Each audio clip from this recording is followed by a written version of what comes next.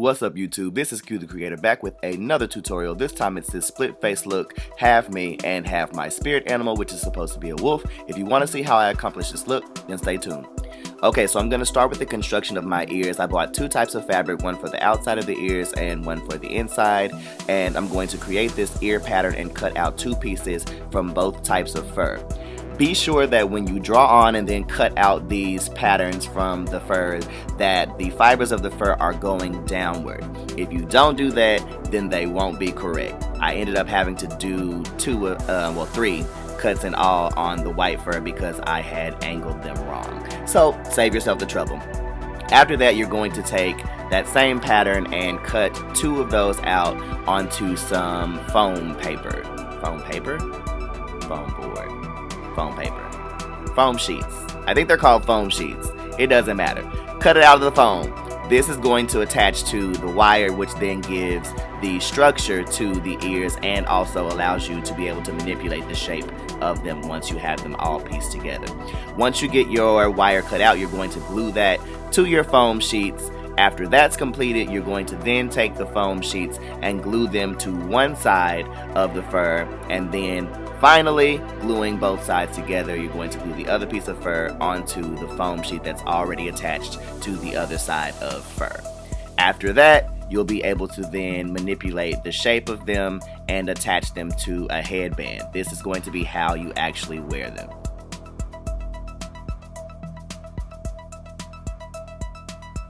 Oh, I forgot. So, you're going to have to cut some of the fur off of the peaks.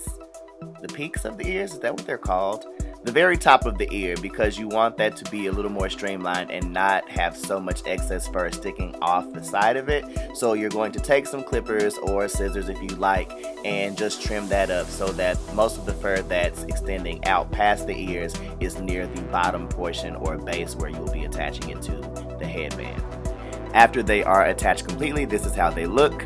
I ended up not covering the headband completely in fur because I wasn't sure if they were the placement that I wanted them to be once I finished my look.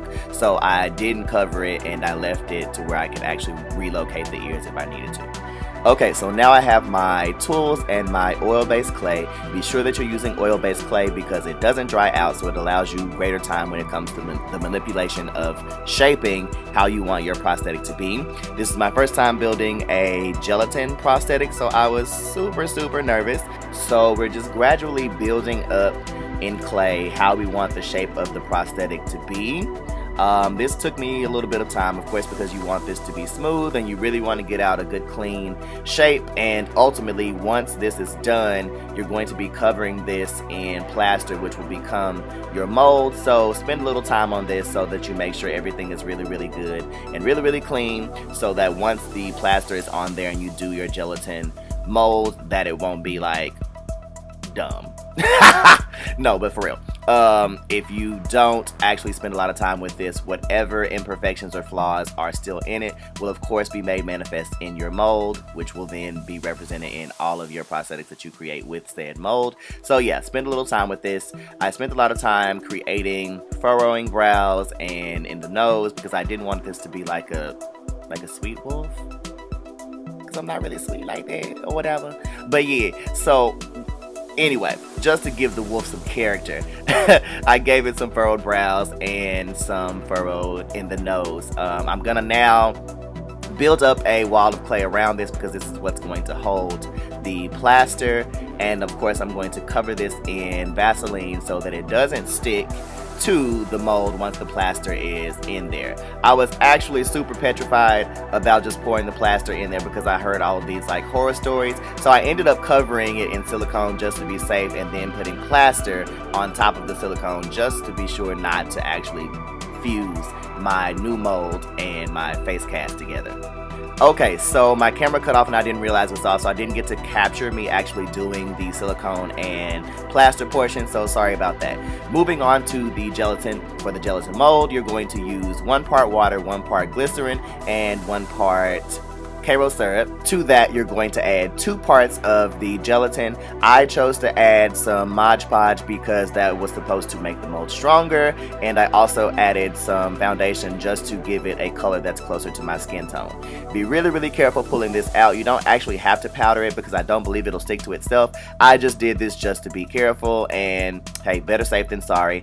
Once I get this out completely, I'm then going to go and cut out the eyes where it kind of bled over and trim that up just to clean it up a little bit, but ultimately that's the finished mold. So now moving along to actually doing the makeup, I cut the prosthetic in half because of course I'm doing a split face tutorial. So I glued down the eyebrow that would be underneath that prosthetic, and I used, what adhesive did I use? I don't even know. I have to go back and look it out. But yeah, so now we're gonna go in with an eyebrow pencil and just fill out that eyebrow, taking a foundation a little bit lighter than me. I think it's called Toffee Caramel or something like that by Maybelline. Yes, Fit Me, matte and poreless. And then I'm going to contour my brow and then cover my entire face with my regular foundation, which is the color Coconut. I'm going to go back and do some highlighting, and then I'm going to set that all in the same powder from Zuri, and it's called Misty Tan. I'm going to go back with a highlighting powder, and that is by Black Opal, and I think it's called, it's not medium. I don't know, I have to look it up. It'll be in the description. Going back with the James Charles palette, I'm going to then begin contouring, and I am using the color No Beans. Gonna go back into where the prosthetic meets my skin and begin to darken that because I wanted there to be a black line to create some depth and dimension between the two looks. Of course, once I started it, I realized that I hadn't actually gone in to clean up the lines of the prosthetic, so I took some witch hazel and began to actually blend that a little bit better into my skin. After I get my lines drawn on for where my regular face will be, I'm going to go back and cover the rest of my face with this cream makeup that is actually a mixture between white and black to give it sort of a gray tone because I didn't want it to be like super white. And I'm going to cover my entire face and the outskirts of the other side of my face with that because those will of course be the wolf areas of my face. After getting that on, I'm just going to buff that in with a sponge and then set that with some neutral set powder by No, it's by Mehron, sorry.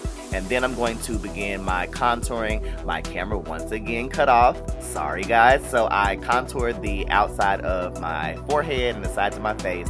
And then I also began to create some dimension in those furrows that I mentioned earlier. And that's using the color Spooky from the James Charles palette. I'm also, as you can see, beginning to create some lines along the perimeter of my forehead. These will begin to look like fur eventually the more that you do them. I'm also going to take my black cake paint from Mehron and begin to create my nose and also some black hairs. You're going to do a lot of this dragging because of course you need to create a hair look, and the only way to do that is by doing a whole bunch of that, which eventually became really annoying, but yeah, it happened. So I'm gonna go back and forth between the blacks and the whites and the grays just to create some dimension and to eventually hopefully look like hair follicles.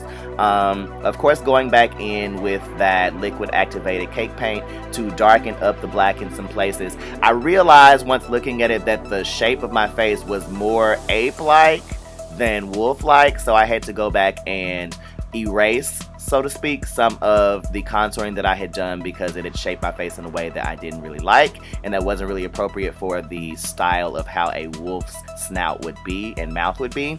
So opening that up a little bit more and then allowing me the room to make this sort of cat-like mouth. This of course is a little more appropriate for a wolf's facial structure.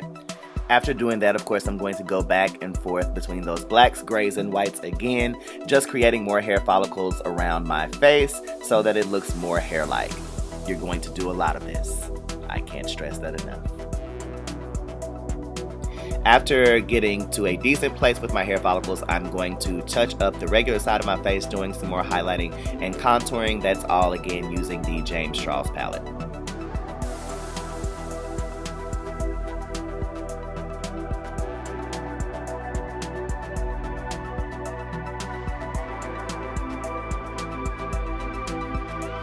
After getting my liner done, I'm going to now go in and add some lip gloss.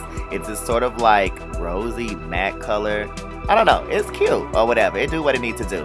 And then I'm gonna go back and add some white powder. It's not super white, but it's not completely translucent, just to highlight some areas of the wolf face. I'm gonna toss on this hood that I made and my ears, and that is the completed look. Okay, this was stressing me out a little bit, yeah, or whatever. Oh, Lord. But as always, I enjoyed this look. These are some of my favorite shots. Make sure that we are friends on social media, and be sure to subscribe, turn on those notifications when you do, like, comment, and share. See you guys next time.